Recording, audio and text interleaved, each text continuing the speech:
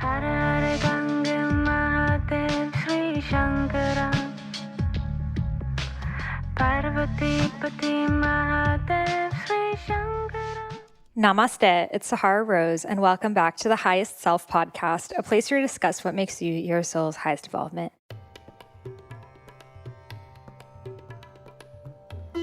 Are you that person that all your friends and family members come to when they need wellness advice? Are you constantly looking up new ways to heal and balance your mind, body, and spirit, including listening to this podcast?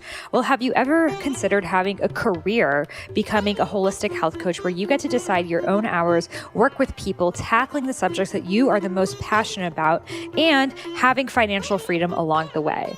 Well, I'm so excited to be teaming up with my very own alma mater, Institute for Integrative Nutrition, to offer their biggest discount yet. You'll receive $2,250 off tuition, an extra bonus that they're offering just with my Highest Self podcast listeners on how to launch your dream book. This course is going to get you super clear on what your book is about and how to bring it out into the world. I've created a webinar for you on how to have a thriving business as a health coach. So using social media, creating passive income, how to have a wait list of clients and become the best known coach in your niche with raving testimonials. Tickets to a live upcoming IIN conference where I will be meeting you over there. Super excited to connect. And a bundle of all digital wellness guides like Ayurveda, self-love, whole food eating, etc. So all you have to do is head over to my show notes. You'll see the link over there. It's a little bit link. It'll take you right there. You'll be able to receive a sample class, check out the curriculum, get all your questions answered. And I'm so excited to have you on this mission, raising the vibration of the planet together as a health coach. Again, head over to my show notes. You'll see the link right there, and I'll see you inside. If it's your first time listening, welcome. You caught me on a juicy one. And if you're here all the time, again, you know the drill. I'm busted up on some shit and I'm about to talk about it. So recently on my Instagram, if you're not following me on my Instagram, it's at I am Sahara Rose. But recently I've been sharing my daily schedule on my Instagram story because I used to wonder, what do authors do in their day-to-day lives? Do they just write the books and then they're just hanging out? What has Eckhart Tolle been doing since Power of Now, I mean, now I know he's doing a lot, but I used to think, being an author must be so easy. You just write the book. It just takes you a couple of months of the year and then you're kind of just hanging out, right? Until I became one. And especially an author in today's world is very different from how one used to live even 10, 20 years ago, because the industry was very different. People were making their full-time money off of being an author, whereas now all authors are essentially creating their own businesses on the back end, whether it is coaching, programs, courses, speaking engagements, retreats, events, etc.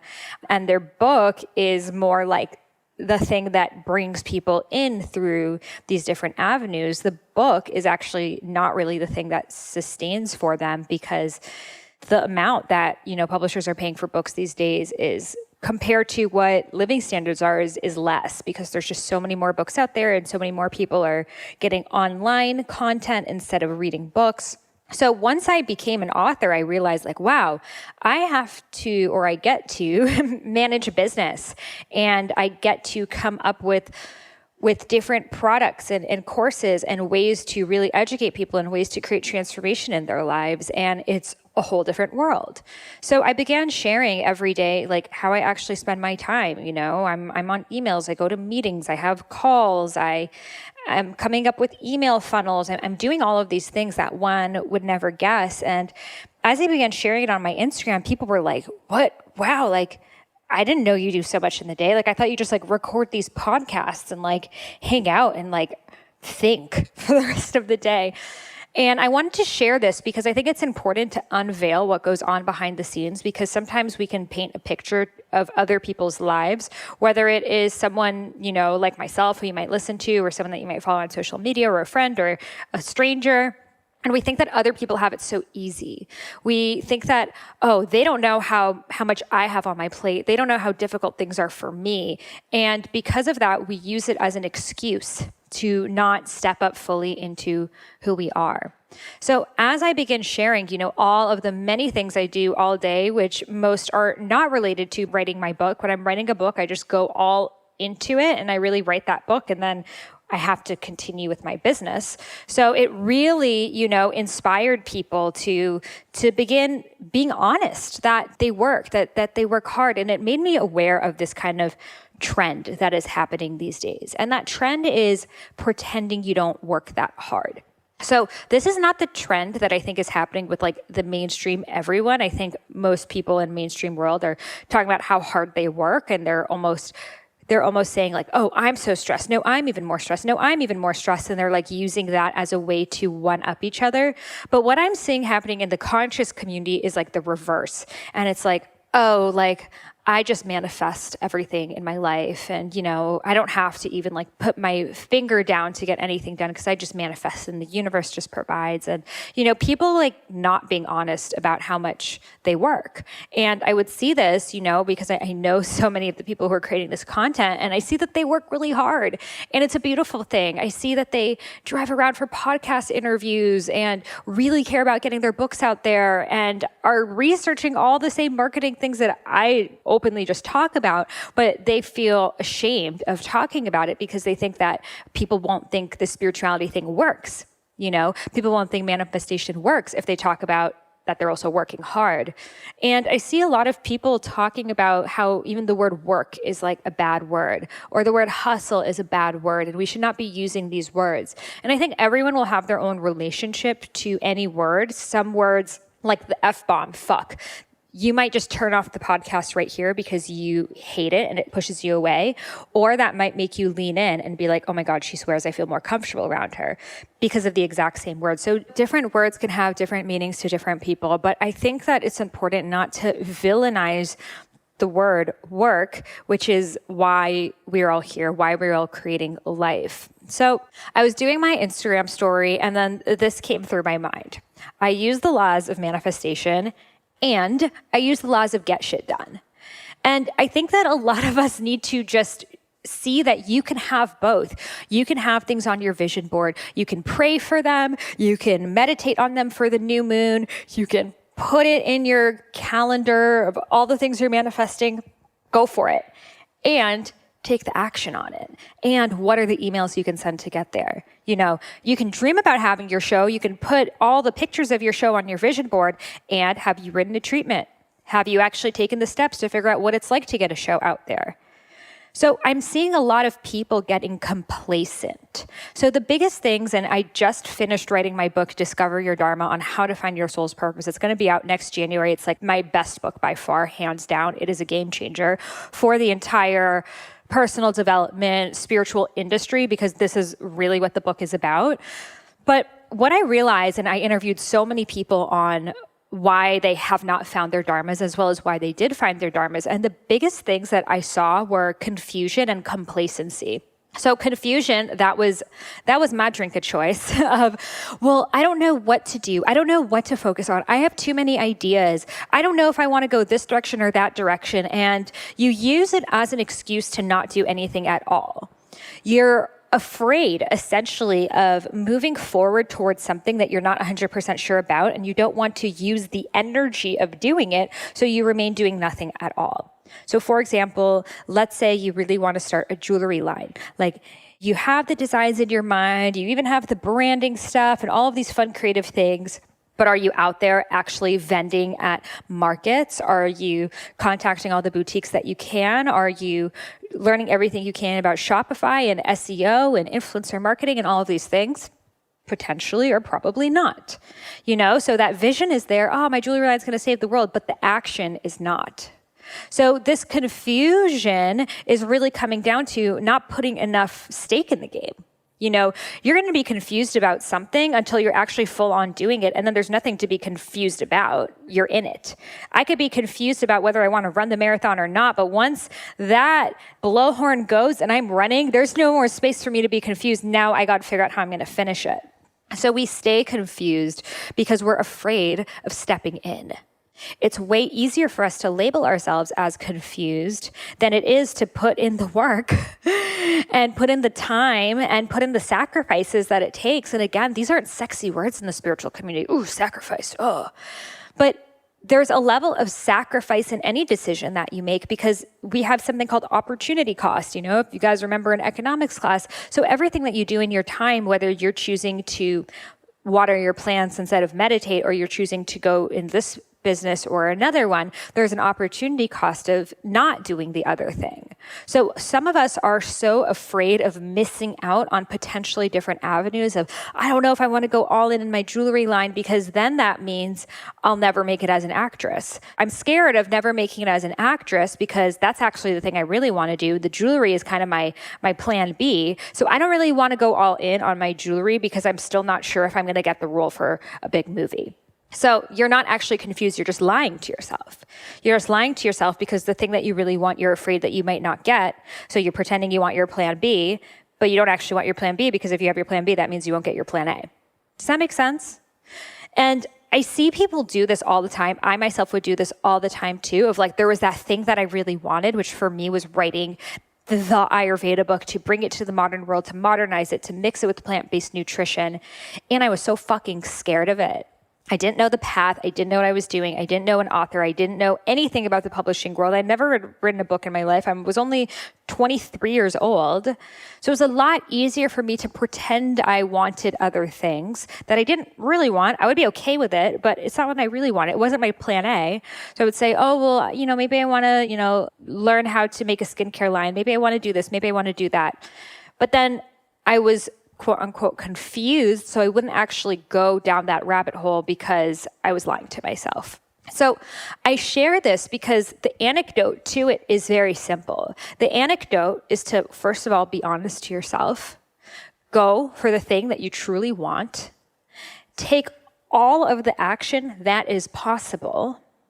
And then if you reach a point that you're just so adamantly rejected that there's no other avenue and you've genuinely tried every other avenue, and I don't think most people do.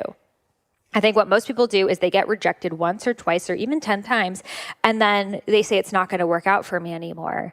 But they don't know that maybe they just had to knock on one more door for it to work. So this brings up the question that I can feel you guys are asking. Well, how do we know when rejection is protection? How do we know when it's redirection? Or how do we know if we actually have to push through it? So this was the biggest question that I definitely had because I wanted so badly to write this Ayurveda book, and I was rejected by 30 publishers who all echoed back the same exact fears as I did, as I had in my mind. So they'd say, you're too young, you're not a doctor, no one cares about Ayurveda, Ayurveda is not cool, no one's talking about it, this book is never going to happen. So, that would have been a really good time for me to stop. Here's some professional ass people telling me that my visions and my dreams are bullshit. So clearly I'm sipping on some ganja juice or something. My mind's in the wrong place, but it wasn't. It was just that they didn't see the vision that I had, and that I needed a bit more preparation before I wrote my modern Ayurveda book. I first had to write an Ayurvedic textbook to show that I know my shit and to get my foot in the door and to really understand Ayurveda at such a deep core level. So that was my unique soul curriculum that I had to go through. So I did write that book, eventually Eat, Feel Fresh, but it was actually after I wrote The Idiot's Guide to Ayurveda. Had I quit then and said, you know what, I'm giving up on this whole Ayurveda book thing, I'm just going to go to plan B, C, D, or maybe even Z, then I wouldn't be here right now. I wouldn't be speaking to you. I wouldn't have this life. I wouldn't have this essence. I wouldn't have this passion in my voice to lift other people up and raise them. I would have said, you know what, following your dreams is a bunch of bullshit. It doesn't work. Didn't work for me. And that's how most people are. So if you're confused, you're just lying to yourself. And that's okay. Most of us do. It's our ego's way of protecting ourselves. It's our ego's way of, when you really, really want something, but you're so afraid of not getting it, that it's easier for you to pretend that you don't want it.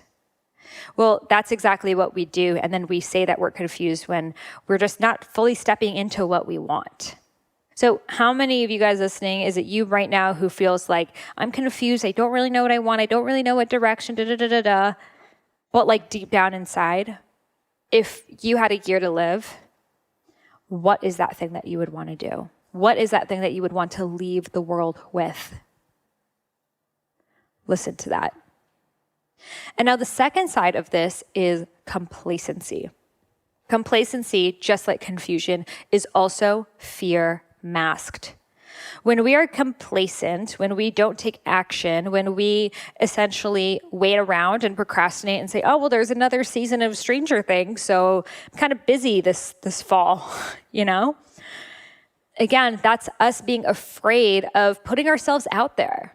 You know, the more you put yourself out there, the more you have respect for other people who put themselves out there, because you realize it's an incredibly vulnerable thing. And all of the people out there who are haters are never people who are putting themselves out there. They are the people with the anonymous profile pic. Have you ever noticed none of them have profile pics? All their profiles are private because they are so afraid of putting themselves out there, but they will smash you down for putting yourself out there. And if someone is not someone you would want to be like, don't take any advice from them. Personally, I don't want to take any advice from someone who has no profile pic, has their profile on private, and then is hating other people for putting themselves out there. That's not someone I want to take advice from. But we remain so afraid of those people. We let these people dictate our lives, people we don't even know. We think so much about what would they say. What would they think? They'll say that I'm a loser. They'll say I'm a fraud. They'll say I'm a phony. They'll say I'm not smart enough. They'll say this is, who the fuck is they? Like, is they like this like group of people who like make a list of everyone in every industry and it's like, oh, that one's bullshit. Let's go after them. No, they is a bunch of isolated people on their own who are so deeply afraid of their souls and their purpose and the magnitude that they have living inside of them. They're so freaking scared of it that they shoot everyone down that has an ounce of the glimmer that they have in themselves, because it just reminds them of how much they are not stepping up. So this is actually a very sad case. And we let their own sadness and their own fear and their own insecurity dictate our lives. And this is why we remain complacent. We are so afraid what other people think. So this group of other people, the theys, it might be the strangers on the internet, the haterade squad. It might be your family. It might be your childhood friends or your colleagues. You know, in my mastermind, Together We Impress Mastermind, which is actually right now we're taking an applicant, so you could find out more about that in togetherweimpress.com. It's my only avenue that I coach people directly through, but I was speaking with one of our mastermind girls, and she really wants to make this career shift. She's really good at this other thing, and she's so afraid of what people in her current job will think. You know, what will they say? What will they gossip about? I know they're already gossiping, so I'm afraid of what they're going to be saying about me, because I know I'm going to be, you know, the meat that they're putting in the middle of the gossip pile. And I was like, who the fuck cares?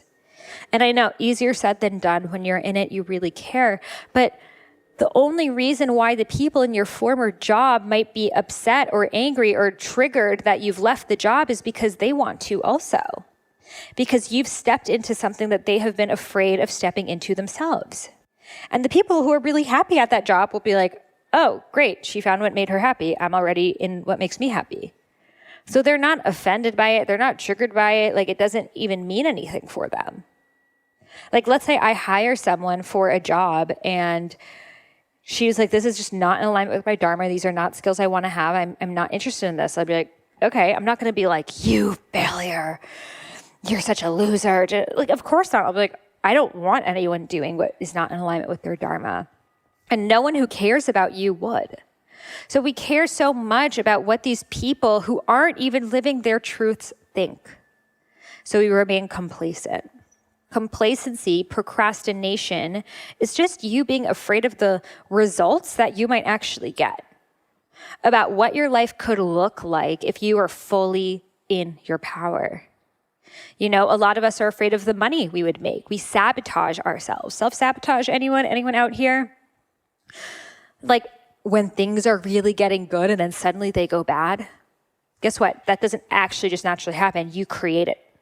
You make it happen because you're carrying the belief that whenever things go good, then they go bad. And I share this in depth in, I think it's High Self podcast episode like 14. One of my first ones 3 years ago when I walked up to Deepak Chopra at a festival, but at a conference, not a music festival, but that would be pretty awesome. Deepak Chopra at EDC. But before that, I grew up with the belief that whenever something good happens, then something bad happens. So brace yourself and don't talk about the good things that happen to you because you're going to jinx it. And then I realized that the only reason why I had proof on that was because it was the belief that I was carrying. And if your belief is life's tough, get a helmet, guess what? You're going to have a lot of rocks falling on your head. And you're going to find a lot of reasons why life is not safe without your helmet, without your, mile away from that thing that you really want. So this is how we sabotage ourselves because we're afraid of what feeling good could really be like. We're afraid of stepping into our power. And sometimes we're afraid of the responsibility of the impact that we have in other people's lives, or the money that we make and mismanaging it, or whatever else it is. We're so afraid of the results that we don't actually ever get there. And then we just become resentful that we don't have them. So I personally, self-sabotage has not been my thing that I have dealt with, but I've seen it happen with a lot of clients, happens a lot with the Kapha archetype, because the Kapha archetype is really about putting their attention and their focus on taking care of other people. So for example, a friend of mine who's very Kapha, she is such a beautiful person. She's so smart, she's so wise, she's so funny, but she never lets this light shine through. She always dims herself. She always feels like she has to be behind someone else, even though she is someone who clearly has a mission and a voice to share. But part of her is so afraid of fully being into the light that she creates these situations for herself where she is second or third or fourth. So this is her self-sabotaging herself. She self-sabotages by not fully asking for what she's worth. For if someone not, for example, paying her or hiring her what her perceived value is in her head, she won't say anything, but then think, this person just doesn't value me. And then all the worthiness stuff comes up. She has all these ideas of things she wants to do, but she thinks she has to get chosen for them. And then when things do start to go good, she reminds herself of all of the fucked up things that have happened to her as a child. And that she's still that same girl with a fucked up childhood, and it brings her back to square one. So these are ways we self-sabotage. We chain ourselves to our past. We chain ourselves to what was possible for us previously, which is not the truth and not what is possible for us now. We put a ceiling on ourselves, and we don't realize that ceilings are meant to become your future floors. So I want to do this episode about these topics because I am very passionate about helping good, conscious, beautiful, soulful, aligned people and helping them live their dharma, helping them live their truth, helping them be the lights that they were meant to be in this world. And this is why when I see in the spiritual community, and I've done my past couple solo casts really about this topic of just this idea that like you shouldn't work so hard and that like working is a bad thing and that if something's meant to be, it should just happen. And, it's not even true that everything happens for a reason. That's not true. You can create something happening for your reason. If everything just happens for a reason, then we should just like lie around like blobs and like the right amount of money and the right jobs and the right opportunities and the right people should just like show up in our lives. Well, how is that going to even happen? Because they're also believing the same thing, that everything happens for a reason, so they're not doing anything. I think everything happens, and some things have reason, and some things we create the reason for. So maybe something happens that you just completely had no control over. Well, with the laws of karma, it would actually show that you were getting signals from it before. So, a collision doesn't just happen. It might seem like it's happening out of the ordinary. And this doesn't necessarily mean a car collision, but a collision in your life. It might seem like it just came out of the blue, but like you don't go into debt overnight. You don't get divorced overnight. You don't get fired overnight. You might think it's overnight, but there were actually a series of events and a series of signs that have led you to that moment that you may have ignored. You may have ignored your boss continually telling you, well, this is not really up to our standards, or you're coming late, or whatever it is. You might have just ignored, like, me and my husband are getting into a lot of fights, but it's going to be fine. Or we haven't had sex in a couple months, but, we're good until they file for a divorce. Or whatever the situation is, we act like these things are coincidences when nothing is a coincidence. Nothing is a coincidence. When we act like things are coincidence, we give up our own personal power. You have the power to make things happen. The life that you are meant to live is up to you to create. It's not going to be handed to you. And there are universal laws that are supporting you and guiding you in certain directions, and there are signs, and you can 100% ask the universe for support, and we always should. And the universe will respond by giving us the clearest path of action, which we have to take. And though we are ancient souls, there are things we have to learn in this modern lifetime. My soul might be ancient, but I had to learn how to do digital marketing. I was not born with that skill. I wasn't born knowing how to do a podcast. I had to Google that shit and ask.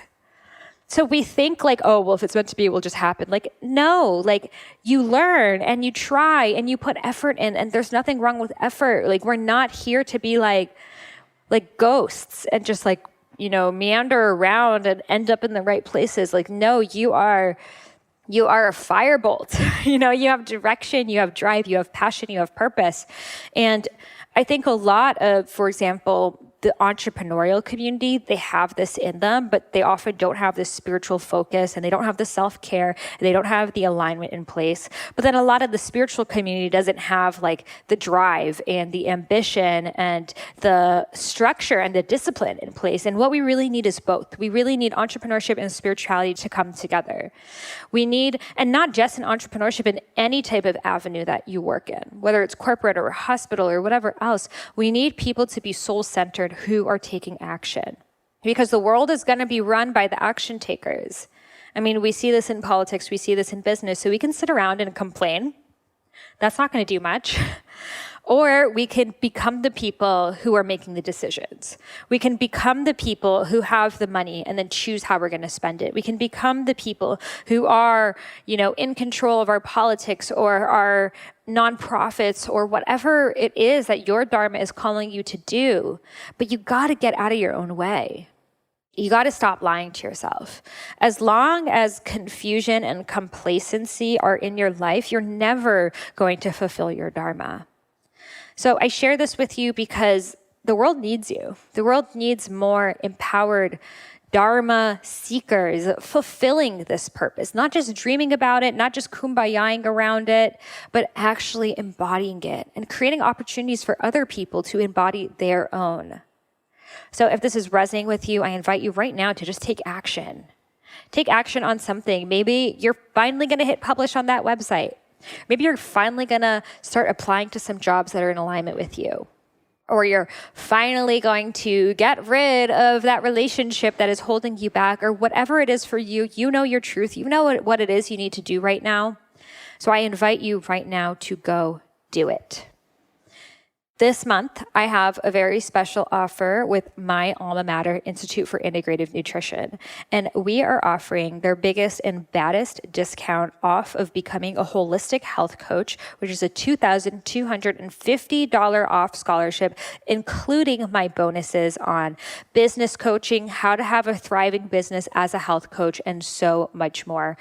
You don't just have to become a health coach by graduating from IIN, but there are so many career options available for you. You can start your own clinic. You can work at retreats or hospital or wellness centers. You can teach children or work in school systems or spas or whatever it is that is calling to you. There are so many people doing incredible things, from products to full-on coaching businesses, from graduating from IIN. And I'm so grateful for my own time at IIN, because I would not be here sharing this podcast, living this path, if I had not signed up and said yes to the calling to learn more about my passion of wellness and bringing it out into the world and creating a business doing what I love. So if you're interested in getting $2,250 off tuition, just head over to my link in bio. It has the link exactly right there. You can put in your email, get all the information, get notified, see a sample class, check out their curriculum, all that good stuff.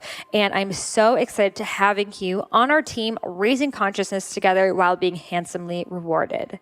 Again, you can find that link in the show notes. You could also find it on my website, iamsahararose.com. Right on the bottom, it says, Become a Holistic Health Coach. And I am so excited to have you join us.